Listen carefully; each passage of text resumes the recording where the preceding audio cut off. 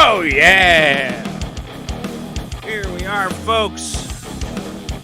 Welcome to episode 1247.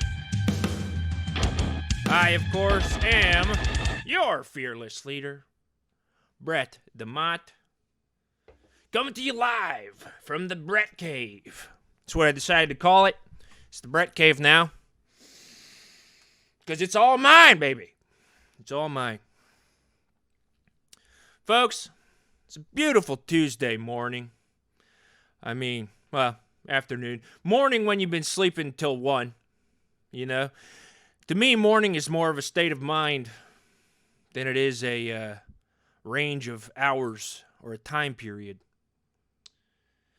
So it's morning for me. It'll be morning until about 8 o'clock tonight, so we'll keep on rocking. Keep on rocking. Folks, had a big week. If you tuned in last week, you know that I headed up to Pittsburgh this past weekend is my oldest birthday. Happy 17th to my oldest.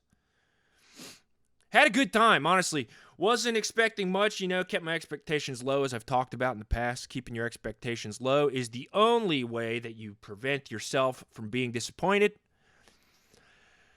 And brought my oldest favorite pizza up there, brought some sweets, brought some imported chocolates from the UK. And was trying to get back in her good graces. Obviously, last week, after the unexpected haunting, I was expecting, I was prepared for the worst when I got up there. Last week, the ghost that I conjured up from when I was on a camping trip, accidentally went up there and haunted my wife and my kids, causing partial balding in my wife and muteness in my youngest. Looks like the muteness was temporary. So my youngest started talking again on Sunday, which was nice. The wife's baldness, we'll say it's very partial. Very, very partial. Definitely a significant amount of coverage is missing. But I'll be honest with you, I looked past it because this trip wasn't about, talking about that. This trip was about reconnecting with the kids, reconnecting with Bebe, and trying to, make a case for myself. And I'll tell you this, I think I did pretty good, folks. I didn't get the full commitment from Bebe to come back home. But she did say she'd consider it. And we'll see how it goes. Honestly, the birthday party was a rousing success. In these times, a lot of people are like, well, how the hell do we celebrate our birthdays when we got all this stuff going on with the coronavirus and whatnot? Can't get people together or nothing. And they say you got to do social distance. So social distance, what's social distance mean? That means stay far apart from each other. Which to me, I'm already doing that. I'm not one to get close to people, all right? I don't get too close to people. I keep my distance because you never know what lunatic's going to come at you swinging, okay? And maybe that's due to my sort of life experience up to this point, that a lot of my sort of interpersonal interactions end in getting punched or getting elbowed or kicked or whatever. Maybe that's on me. But I already don't really get close to people unless they're my family. So we decided to do a sort of exterior birthday for my oldest. 17 is a birthday that most of the time the kid don't want a birthday. The kid wants to be left alone. But I said, no, this is the first time I've seen you in months. We're going to go to the park. We're going to play some, I got that, what's that game that the kids all play now where they got the little trampoline in the middle and the ball, and you stand around it and you hit the ball out on the trampoline and you play teams. We played that a little bit, and I'll tell you this, spike ball, that's what it's called. It's called spike ball. I'll tell you this. Brett DeMott needs to learn how to take things less seriously. Because I'll be honest with you, things were going good. Things were going real good until we started playing spike ball, folks, and then I lost my head. And this is something that a lot of people know about me. If I'm playing a sport or a game or whatever, I want to be the best at it. And if somebody else is good, it's tough for me to handle. And yeah, so what if that person who's better than me is my 17-year-old, then, a lot of people say you got to let the kids win. And no, I'm never going to do that. I'm never going to let the kid win. Because if you let your kids win, they get this false sense of that they're good at everything. And then they spend their whole life thinking that they're special or whatever. No, my thing is you never let a kid win. Always go your hardest and prove to them that sometimes they're going to go up against somebody who's just better than them in every way. And they're going to lose. And the earlier that you can learn the lesson that you're going to lose sometimes, the better off you are. Okay? And Bebe was getting so mad at me. She was getting so mad. She was like, Brett, stop screaming. Don't raise your voice at your kids. But the problem is, I got my 13-year-old on my team. It was me and my 13-year-old against my 17-year-old and my 9-year-old. And a lot of people say, Brett, that already seems unfair. Your 17-year-old's paired with a 9-year-old. 9-year-old's also a smaller than usual 9-year-old. A lot of people think that's unfair. My wife's freaking out. She said, Brett, stop freaking out. Stop screaming at your 13-year-old. And I'm saying to Bebe, I'm like, look, this is another thing. This is another teaching moment. Okay? Try your hardest. Always try your hardest. Even if you think everybody else is better than you, go hard. Just go hard. At a certain point, my 13-year-old sits down and says, I ain't playing no more. And at this point, I'm saying to my 13-year-old, I'm saying, 13-year-old, hey. And I ain't going to say my kids' names because I don't want you freaks finding out who they are and looking them up on the internet or whatever. My middle kid starts sitting on the ground, and my youngest says to me, like, Dad, calm down. Dad, stop being so crazy. And I'm like, first of all, don't talk to your dad that way. Second of all, I'm not being crazy. I'm being competitive. These two things are different. So I'll tell you this. We were about, I don't know, how long is one of these games usually take? I think we were playing at 21. And it was 19-16, my team's favor. And I get the sweetest spike. Put it straight past my oldest. It's 20-16. Game point, you could say. Match point, you could say. And Bebe says, okay, I think we had enough. Everybody's getting a little heated. Let's all just take a break. And I'm like, we're not going to take a break with 1 point left. Okay? We're not going to take a break when I got 1 point till I'm winning. That's a losing strategy. So we go into this last game. And I'll tell you this. 13-year-old still sitting on the ground. 9-year-old now mad at me, so going crazy, just going harder than you could ever go. And they pull it back in. They pull up. It's 19-20. And at this point, again, it's 2 versus 1, so I'm not too upset. I'm thinking, you know what? This is fine. They're just get a little bit of a rally here.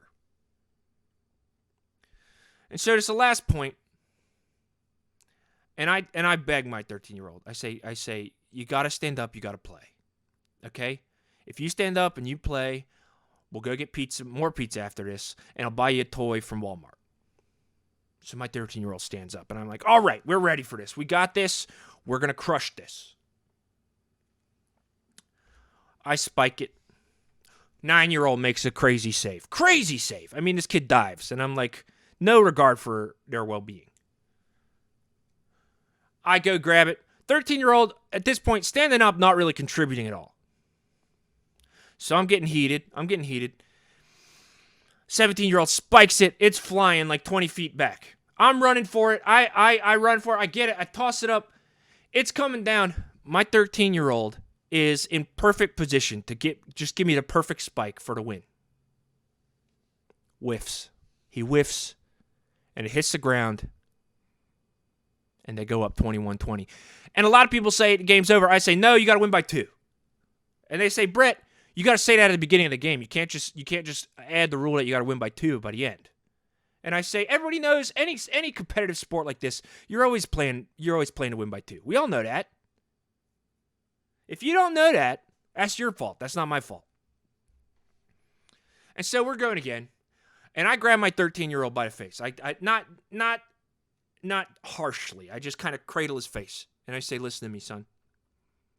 This is an opportunity for you to prove who you are. Are you a DeMott or are you a DeMoron? Is what I said to him.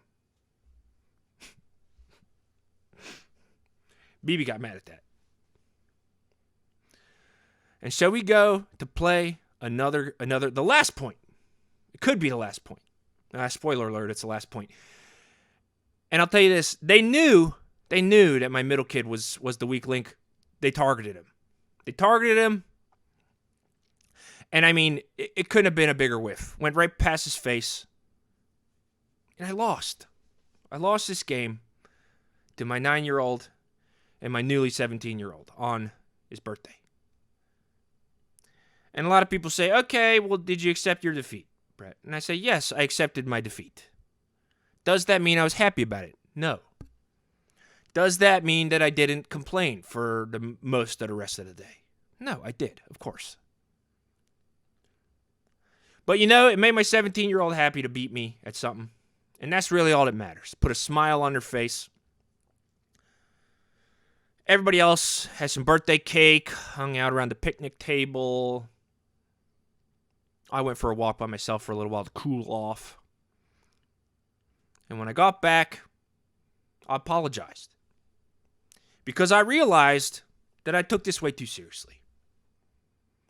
So this story has a happy ending, folks. I learned to apologize this weekend.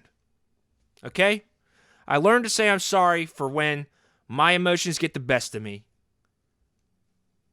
And I let loose in a negative way. So that's the moral, folks. You can let yourself go. You can go crazy, you can scream, you can be an asshole, but if you recognize that you're being that way, and you immediately apologize, just say the words, I'm sorry, all's forgiven. All's forgiven. So be as much of a jerk as you want, but make sure that you apologize for it. A lot of people say you should change behavior as well. Well, that's harder than just apologizing. So if you can't change the behavior, just be ready to apologize when the behavior rears its ugly head. That's all I'll say. Folks, I'm really excited today. We got Original Fig on the show. Original owns a liquor store that I've been going to recently. I'd call him a good friend. But before we do that, as always, we got to dip into the old mailbag, as they say, as I say. Okay, here we go. This question, let's see, who is this? This question comes from Jeremy Henry. Jeremy asks, hi, I love the show. It is very interesting and has changed my life and worldview. Thank you so much, Jeremy. Appreciate that. I love listening to you talking about beans. Huh?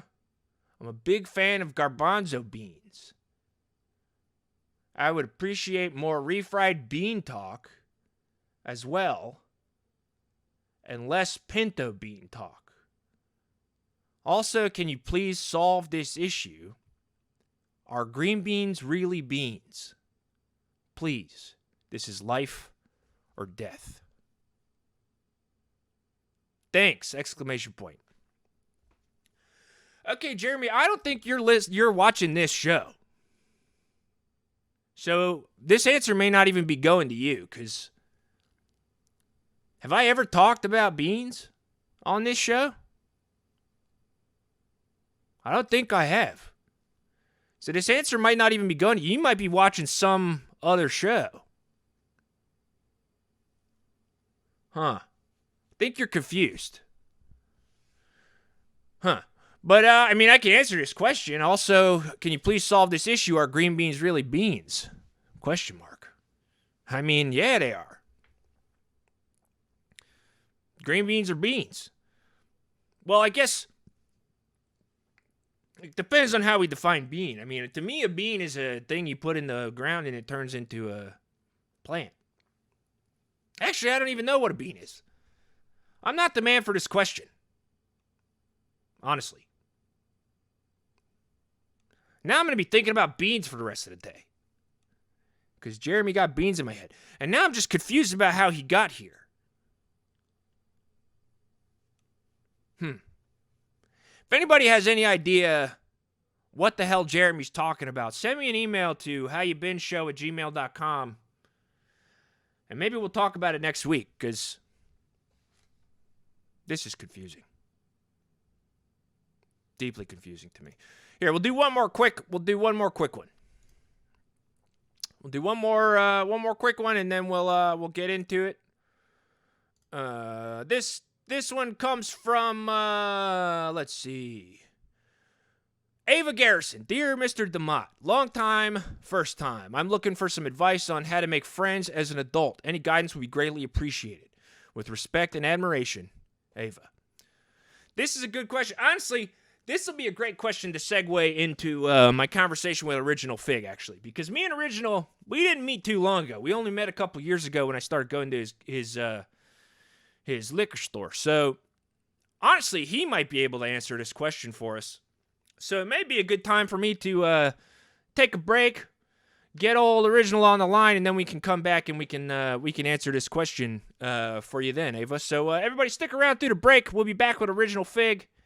And y'all just be good to yourselves. Give me just a couple minutes.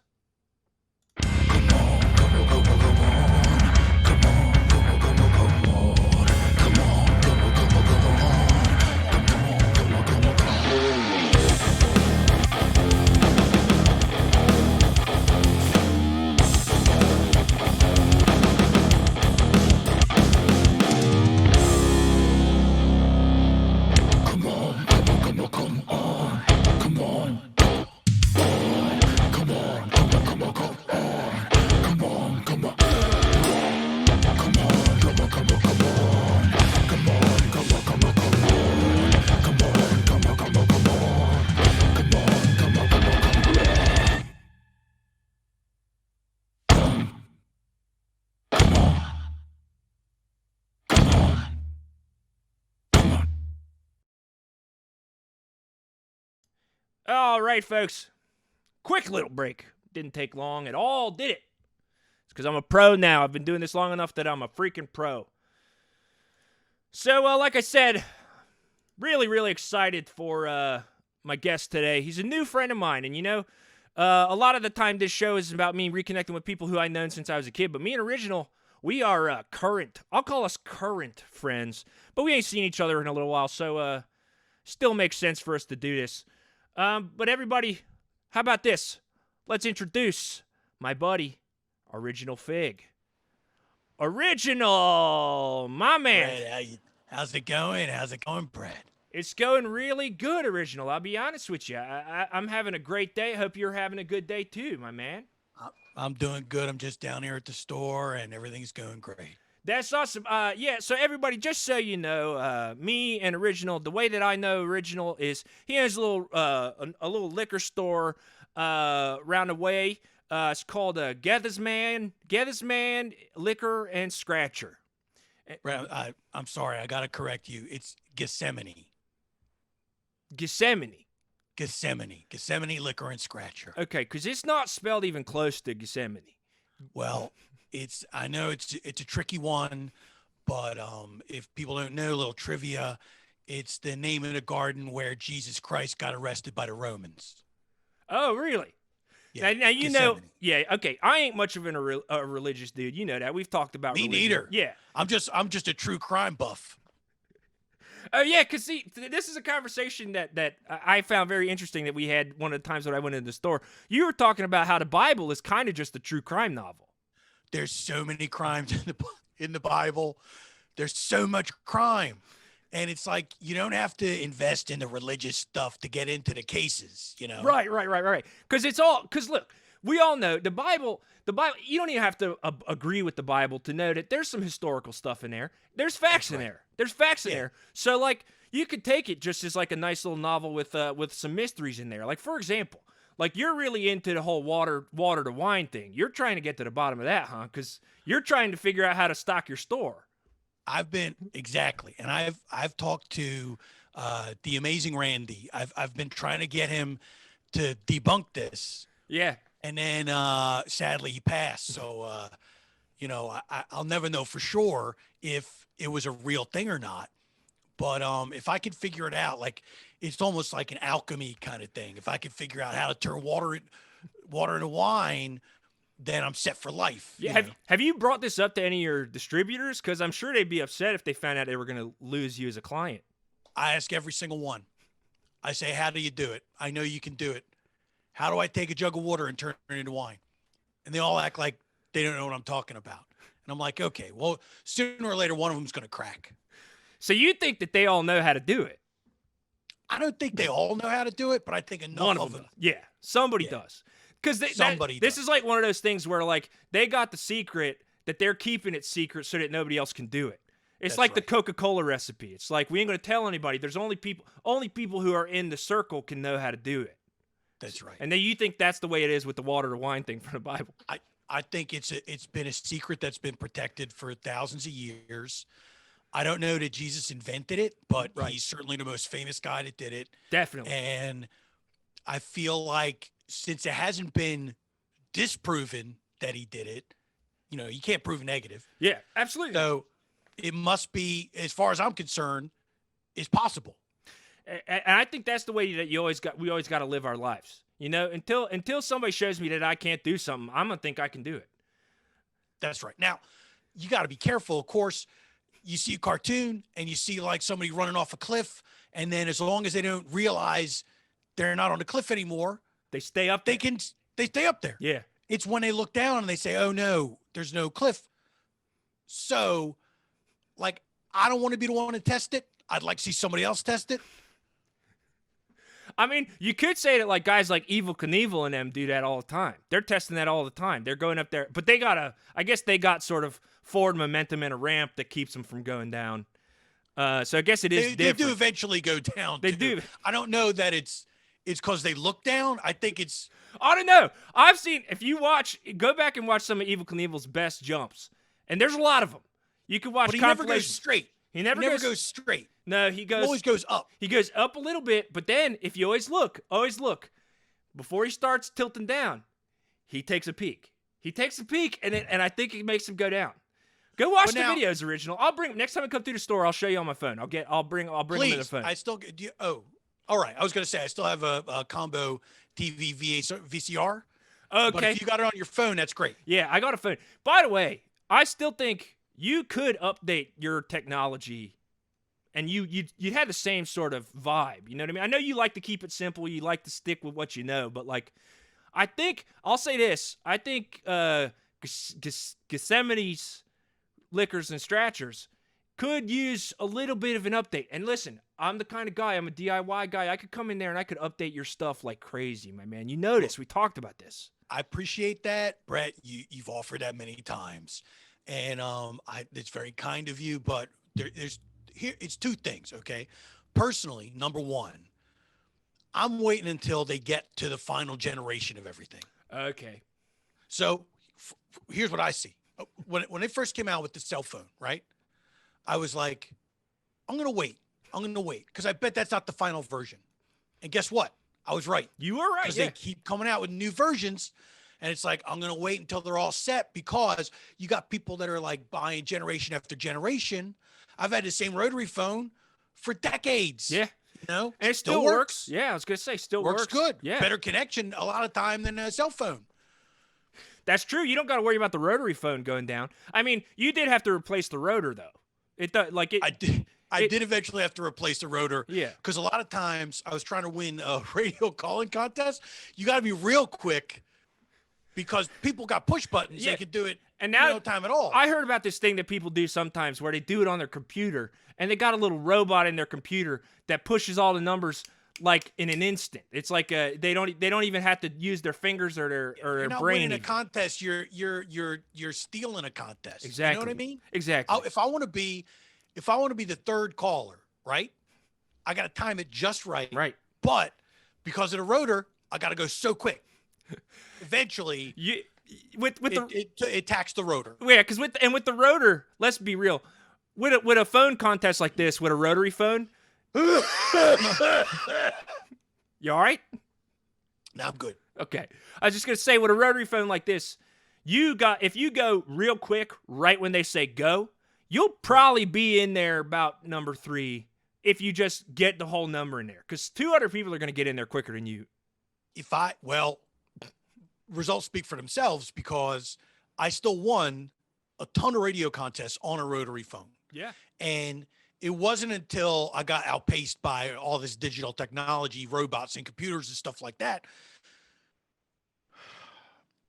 It's just not what it was. It's just not what it was. I hear you, man. I was the king of radio contests. I won them were. all. That's great.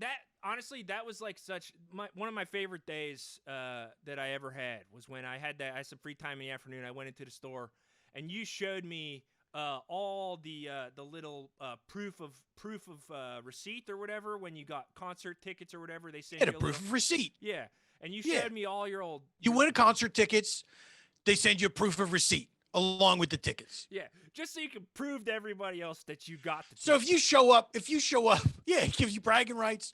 And you can't show up at a concert and say, here's the tickets I won. They'll say, let me prove it. And you got to prove it. You got to prove it. I mean, you could just give them the tickets, not say anything. Yeah, but I mean, the proof is in the receipt for sure. We know the proof is in the receipt, like the proof is in the receipt. That's what we always say.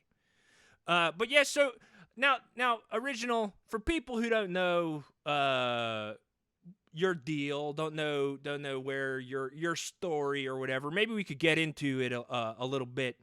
You are, I mean, like a lot of people say your first name is apropos because you're the original. Hey, I hope so.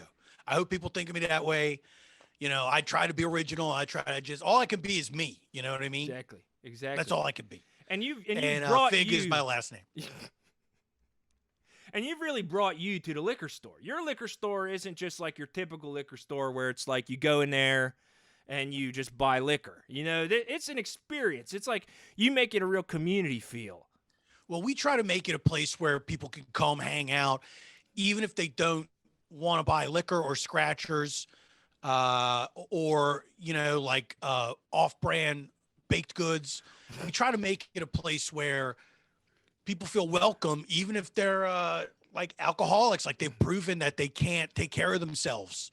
They can still come in. You don't have to buy alcohol. No, you can get the off-brand baked goods, which I was gonna bring up. The off-brand baked goods are honestly my favorite thing. I love going in there and checking out your Tiny Deborahs. I love going in there and looking at your you like maitre d', the maitre d' snack cakes? Oh, oh my god, the maitre d's are probably one of my faves. Yeah. But it's great because you go in there and it's a whole different world. You go into like a Amico or like an AM/PM or a whatever like this, and they got the regular stuff. They got your Starbursts and your baked Lays and all this kind of stuff. Your store is like none of the stuff that you got. Do they got anywhere else? You'll never see them anywhere else.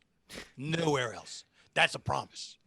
That's the Gethsemane difference. It's like you will see every bottle on that shelf behind me. You've never heard of it. But it's good stuff. It's all good stuff. Just because you ain't never heard of it doesn't mean that it's bad. We got you like Lafroig? We got the Frog. It's just as good. It's a high-end scotch. It tastes like Band-Aids. What more do you want? Exactly. You like Johnny Walker? Well, how about you go in there and you get yourself some Running Jimmy. Yeah. Get some Running Jimmy. We got all the colors. We got Running Jimmy purple. We got Running Jimmy maroon. We got Running Jimmy plaid. The plaid stuff is the best stuff. That's top shelf. That's top shelf. That's the top shelf stuff. That's a tippy top shelf, we call it. Yeah. And every now and then when I'm just looking for, just a brewski, I go in there and I get a Bob not heavy. That's right. You get a Bob not heavy. And then you're set for the night. And I'll say this, I think that's your best brand. Okay? Bob not heavy. I think Bob Not Heavy beer is your best brand, okay? I don't think it's the weakest name. I don't think it feels like the one that was the furthest off to the left when people were naming it. I think that that's the best brand you got. It's good. And we also do that canned water. You're not going to try any of the Black Life water? Oh, speaking of canned water, I don't know if you Yeah. got any of this you probably don't got any of this, but I just got sent some canned water from a company called Liquid Death. How about that for a name? Right. I just got you got the knockoff version of this at the Solid store. Life. Solid That's right. Solid Life, It's the thickest water on the market. which honestly a lot of people say that's not a thing that people usually market water for. Thick isn't really a thing people are looking for. Here's the thing, though. You know, sometimes you're having a milkshake, and like, if you're not a kid anymore, milkshake is a lot, right? Mhm. Oh yeah. It's pretty heavy, and Heavy. maybe you feel bad afterwards. Oh, you're burping. You're dealing with lucky. it. Yeah. If you're lucky. Wouldn't you like to have that milkshake feeling, but also get hydrated at the same time? That's what Solid Life is all about. It's the texture of a milkshake and the sort of like post milkshake malaise, That's right. but with the hydrating effects of regular water. That's right. And that's interesting. And do you think that sort of your approach to the convenience store, liquor store model is what's kept you in business for so long? Because you've been in business forever. Do you think that's the reason you're still in business? I think, I opened this liquor store when I was 19 years old. Which might have been illegal at the time. It was. It was. And I was the youngest person to be operating a business from jail. Oh my goodness! So you bought the building, started the store, got arrested, ran the liquor store. Tried as an adult, sent to prison, but still was keeping up on the day-to-day.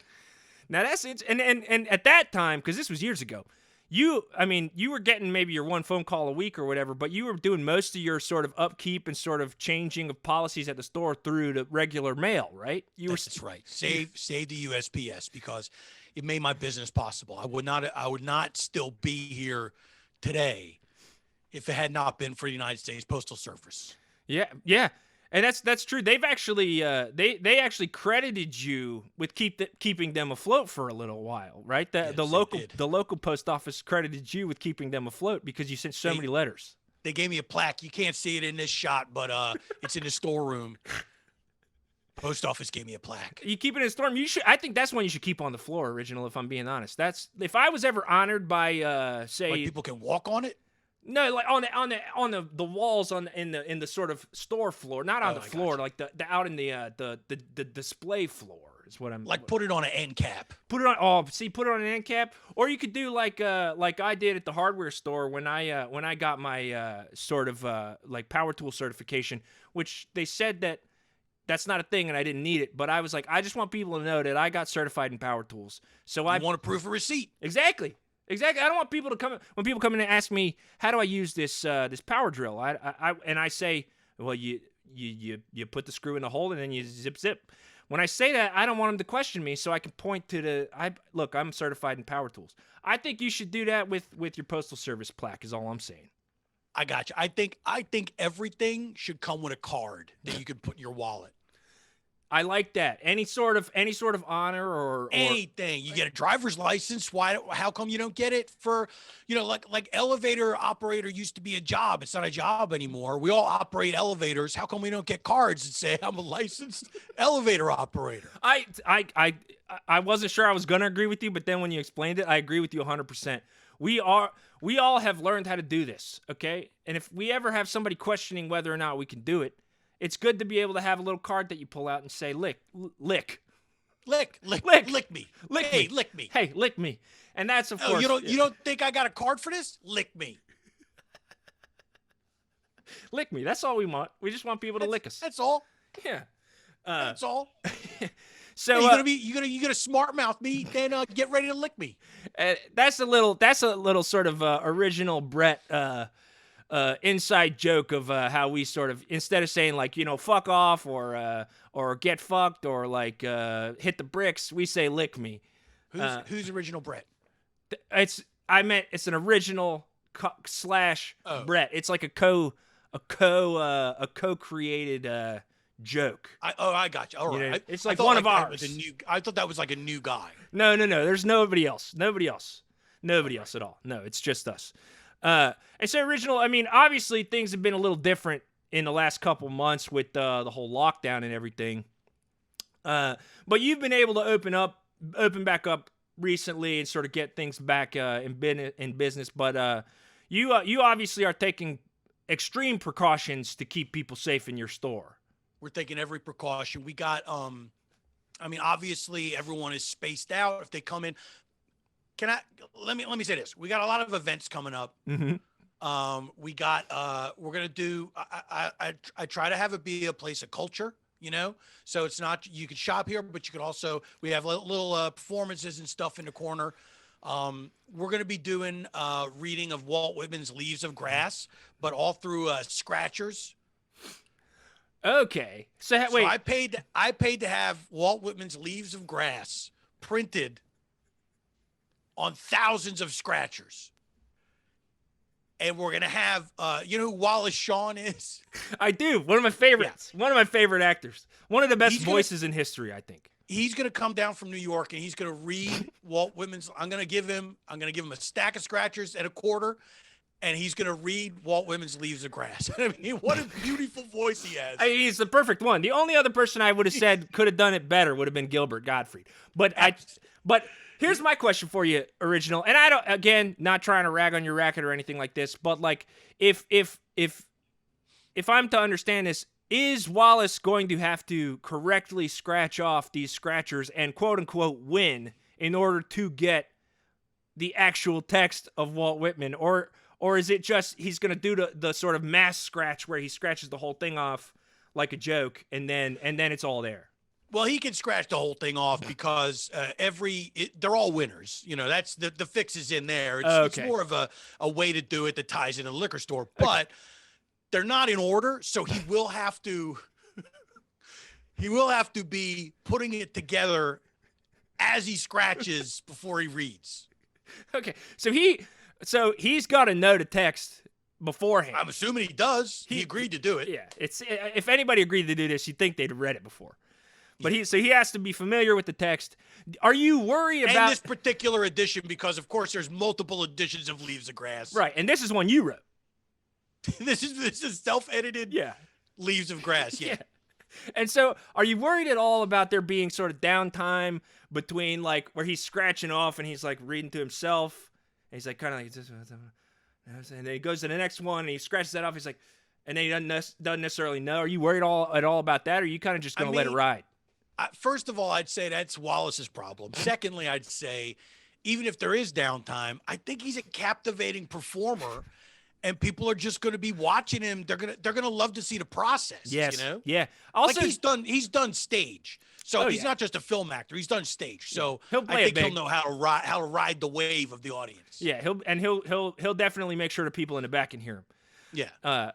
We also got a security cam fashion show we're doing. It's going to be like a drag ball, and it's going to be the category is moving day realness, and so all the costumes are going to be made out of the cardboard boxes that we put in the alley in the back of the store. And who's participating in this? Is this just whoever wants to? Because I mean, it's open to everybody in the neighborhood. That's cool. Everybody in the neighborhood. Listen, I've been looking for something to do, and maybe I'll come down in there and do a couple of walks. Okay, you better bring your A game, because the judges are Trixie Mattel, Michelle Obama, and Wallace Shawn in full drag. Wow. So wait a minute. Hang on a second. Wallace Shawn is pulling double duty? Yeah. Like they're not the same night. Oh, and so he's staying in town then, because he's not from around here. No, we're going to put him up at the Radisson. Original, the price tag on this event has to be gigantic. It's not. That's not what it's about for me. It's about giving back to the community. You know what I mean? And look, I think it encourages people to come in here, shop around, buy some of this stuff from the tippy top shelf. Oh, I got to ask you, how did those off-brand British chocolates work out for you? They were good. I liked them. My son knew immediately that they weren't the real thing. Right. Immediately. He held it in his hand and he just like did like, you know how like a person who's like looking at a diamond kind of like looks through the little thing and it's just like, this is fake. He kind of did that. He held it and he just didn't even want to eat it. But I loved it, and that's really all that matters because my enjoyment is really paramount for me. Bad curry is just as good as Cadbury. Yes. It's 2 letters got switched. It's 2 letters got switched. I will say that are pretty important letters because you go from the first word in it being cad to being bad, which a lot of people, if they look at a food or whatever, and they're like, well, bad, if the food itself is calling itself bad, I don't think that I'm going to enjoy eating it. But if it's all one word, bad curry. Right. That looks I guess like a name. That's true. Know? I didn't think and about that. It's just unfortunate. Yeah, that's unfortunate. That is unfortunate. I should have said that before. I should have said that to him before I handed it to him. I should have been like, you know what? Don't look at the name. Yeah, it's good to like do a little prep if you're gonna give people bad curries because like if you like milk, you got to say like, oh, if you like milk chocolate, you're probably used to them being mixed together. Right. And bad curry, not the case. It's like a thin chocolate casing, dark chocolate casing with milk inside. Loose, they're non-thickened. This is not a cream. This is baker's chocolate with milk, a thin layer of milk and inside. this is skim milk. So this has had because there's so much fat in the chocolate. So much fat in the chocolate. You use skim milk so that the milk inside has none of the milk fat in it anymore. That's right. So it is basically thinner than water. It's thinner than the thick water. I'll tell you what, as far as milk goes, it's as thick as coconut milk, which is still milk. It's true. That's true. So you do a bad curry slam, which is where you bite off a quarter of it, and then you shoot the milk. And then a lot of people I heard just throw the chocolate away. What do you need it for? It's bitter as hell. So it's just a way to drink a little bit of milk. It's just a way to drink a little bit of watery milk. Yeah. So what? You shouldn't be eating chocolate anyway. It's bad for you. Yeah. Although some doctors say a chocolate a day keeps the heart attacks away. I've heard that. But you know what? Now these doctors, they're all over the place on if booze is good or bad. That's true. You hear it both sides. You hear both sides. It seems like there's a new headline every day. It's like every 2 years, It's like have a glass of wine, and a year later, don't have that wine. No. Or if you drink more than one alcoholic drink a day, you're gonna die in 2 years. That's like, it's like it feels like nobody really understands what's going on with alcohol these days. Look, if you drink a bottle of wine by yourself in one sitting, that sounds bad, right? It sounds bad. But now compare it to drinking a bottle of whiskey on your own in one night. Which sounds worse. I mean, I think it's obvious for everybody who's watching which one of those is worse. Here's the thing. If I saw 2 people sitting in a room and one of them was pounding a bottle of wine and the other one was pounding a bottle of whiskey, I know which one I'd go and talk to. You go talk to the wino. Yeah. Because the whiskey guy, I mean, there's no chance for him. There's no chance. Where's it going to stop? He drinks a whiskey drink. He drinks a vodka drink. Yeah. And don't get me started on the lager drink he's going to drink after that. That's right. I better lighten it up a little bit. I drank a whiskey drink and a vodka drink. I better drink a lager drink just to level off. And then if you're feeling crazy, drink a cider drink. I think that's... Yeah. He's kidding himself. And then just sing songs all night. He'll be singing. So we are taking precautions. That's good. Okay, yeah. So no, that's good. That's good. We do have what's it called? Hand sanitizer misters. So it's like like at a nice restaurant in the summertime, they got those misters, and so it's like cool breeze of water comes on you. Yeah. This will be the same thing. Constant hand sanitizer just spraying down on you. And that's interesting. At that point, you probably can't even call it hand sanitizer anymore. It's just like everything's. It's just sanitizer. I mean, your hand is made out of the same stuff your body is. I guess I didn't think about that. You're 100% doing it right. And now a lot of people are saying that they're a little bit scared of that though, because they feel like they're going to just get bombarded with sort of alcohols and Yeah, they will. Yeah. And so it's a little bit sketchy, and a lot of people I know are questioning whether or not they want to deal with that. Well, you don't have to stand under a mister. I'll In fact, be honest. you shouldn't. It's hard to get away from because it's placed like all over the store. You know, Right, I tried to be thorough with it, but there are little safe zones where you can go, and it's barely touching you. And now, I mean, what isn't it worth it to see Wallace Shawn do Leaves of Grass? I mean, if I'm the one who's making the call, it's 100% worth it, and you know that I'll be there. I will 100%. I know be there. you'll be there. I'll be I there. know you'll be there. I'll be front row. I'll be front row for the reading, and then I'll be participating in the security camera fashion show. And the security camera element of this fashion show, we didn't get into it. Is it just going to be on security cameras, or what's the situation? What's going to happen is me and the judges will be in the back room watching it on the security feed. Okay. All right? Yeah. And then the participants, the contestants are just going to be like walking the runway, and they won't hear any of the quips that the judges come up with. Okay. So those are just for you? They won't hear my funny quips as the MC. They won't be able to see their scores. The judges will be holding scores up. Okay.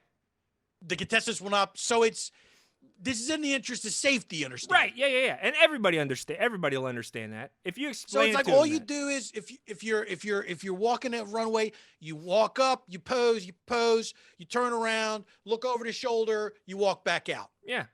And then you go about your day. Nobody's sticking around also, right? It's just they kind of walk in. We keep everybody outside. There's markers on the sidewalk, keep everybody 6 feet apart. And then you come in, you do your walk, you go out. Nobody can go in until the current walker leaves. Right. And that person who leaves is instructed to go immediately home, right? They don't have to go home, but they cannot stay here. That's the first time I've ever heard that phrase used in a completely appropriate context and to be meant literally. They can't stay here. They don't have to go home, but they can't stay here. You don't. Where's my camera? Here? You don't have to go home, but you can't stay here. This honestly sounds like quite an event original. Is there any other events? We got to wrap things up here in a minute, but is there any other events over the week that you're going to be doing that people could check out? Yeah, absinthe drinking contest. We are going to tangle with the green fairy and see who comes out on top. Leave your inhibitions at home and come with an empty stomach and an open mind. Leave your inhibitions at home, or if we're being honest, they're going to run away about 20 minutes into this event. So you might as well leave them at home. Might as well just leave them at home so you got them when you get there. Exactly. Yeah, that's what I always say. It's like either leave your inhibitions at home, or they're gonna go away. So you might as well leave them at home, so they'll be there when you get back home later. So you can reclaim your inhibitions when you get home. Exactly. That makes a ton of sense. So the absinthe drinking contest, obviously, security camera fashion show, Wallace Shawn reading Walt Whitman from Scratchers. But that is, am I correct in that there is a sort of finale event at the end of the week that is sort of supposed to be the big last hurrah? Yeah, we call that indoor fireworks. Now, so far, fireworks are something you only do outside. So far. I feel like people have been cooped up so long. They want something exciting they can do inside. So we are going to have a full fireworks show right here in the store. And a lot of people I saw somebody actually put an op-ed in the local newspaper, said that the indoor fire display in a small enclosed space, not fire display, fireworks display. They made a mistake in their op-ed. But they said doing this in a location that is literally filled to the brim with flammable liquids, extremely flammable and combustible liquids, is the worst idea that anybody's had in this town in 100 years. They all got caps on. Look, they all got caps on. Well, we're not like running a store for flies. Every bottle back there has a cap on, so I don't see what the harm is. Like, unless fireworks know how to unscrew caps, I think we're okay. And maybe sorry, Bill Nye or whoever wrote that thing, but maybe you don't know everything about science that you think you do. It literally was Bill Nye, which I thought was Was it really? It was really Bill Nye. Yeah, you didn't see the Which byline? Bill Nye, the science guy? As far as I know, I only know two Bill Nyes. I know Bill Nye, the science guy, and I know Bill Nye, the guy that went to Scotland a couple years ago and has been looking for the Loch Ness Monster since then. Any look? As far I ain't checked in with him, but I mean, I ain't seen no news about the Loch Ness Monster in a while, so I don't think it's him. I think it's the one that still lives here, Bill Nye. What about the third Bill Nye, who's the British actor? Oh, I've always heard his last name pronounced differently, How'd you hear it pronounced? with a little bit of an emphasis on the E at the end. Nye. No, he's not Australian. I will completely accept that I'm probably wrong about that. I'm probably 100% wrong about that, but I've always... Bill Nye, the acting guy. It might have been the acting guy. And honestly, and if it's the acting guy, then we all know he had motivation for not wanting this event to go down because, he got snaked for a role by old Wallace Shawn. That's right. They were in constant competition. The audition process, I've heard, was pretty intense. Oh, yeah. Oh, yeah. Wallace Shawn was supposed to be the rock star in Love Actually. Such a huge missed opportunity. Honestly, Wallace Shawn in that part would have truly been, I think, the best thing that's ever happened in the history of movies. Imagine seeing Wallace Shawn in some tight leather pants and some light makeup, like glamour makeup on his face. Singing that song, too, in his funny little voice. Not funny, great. It's a great voice. It's a beautiful voice. He's got a beautiful voice. He's got a beautiful voice. Beautiful. We both know his voice. He's just a cool dude. He's a cool dude with a beautiful voice. He's a cool dude with a beautiful voice. Man, I think maybe next year in a sequel we'll pitch him for the sequel to Love Actually. I heard they're going to make another one someday. Yeah, Love Probably. Which is weird for them to kind of reel it back a little bit. It's a prequel.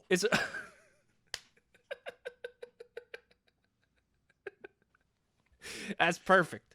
In the prequel, everyone's assuming it's love, but they don't have confirmation yet. So we're not gonna. It's like when you have to say allegedly when somebody commits a crime in the newspaper until they get proven guilty. That's love, right. probably.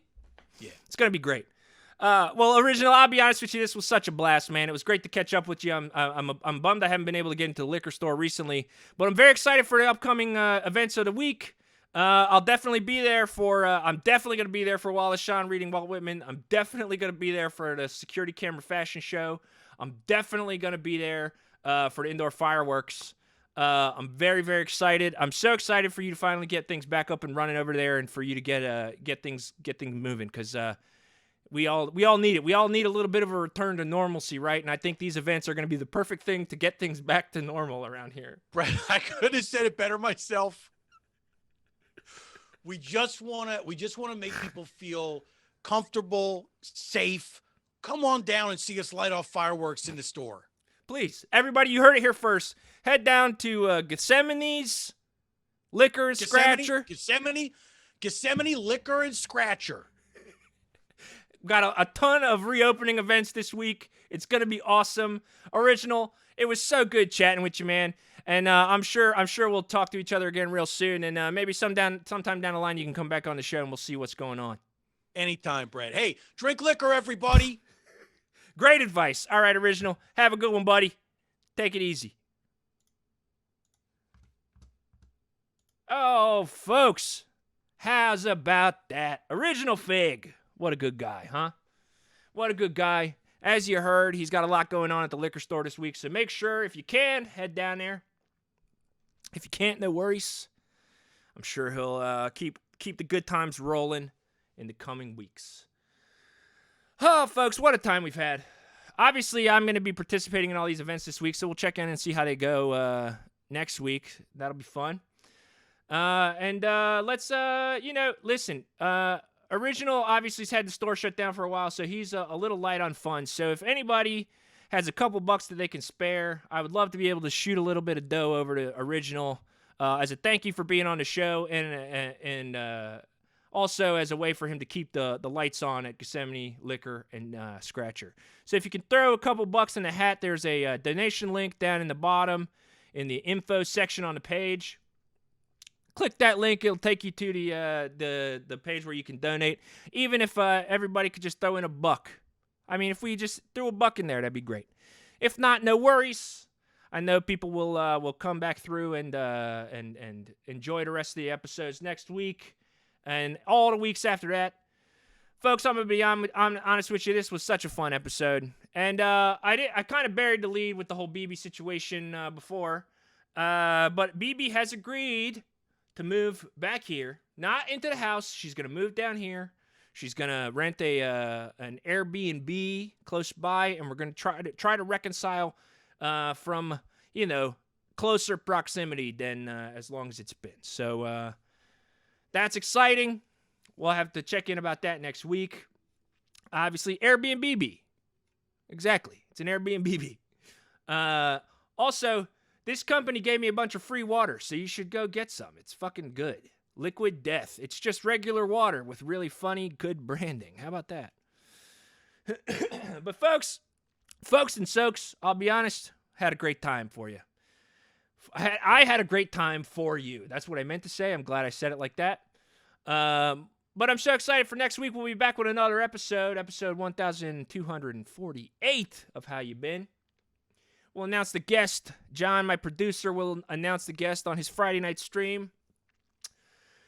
So come back then if you want to find out who's going to be on the show next week. And I hope that everybody can make it next week. Same time, same place. 3 p.m. Pacific, 4 p.m. Mountain, 5 p.m. Central, 6 p.m. Eastern for How You Been with Brett the Mott. That's me. That's this show. And again, if you could throw a couple bucks in the hat down below, that'd be incredible. If not, no worries. Just come back next week and we'll have another good time. Soaks, that's it for me. I guess all I can say is, until next time, Brett out.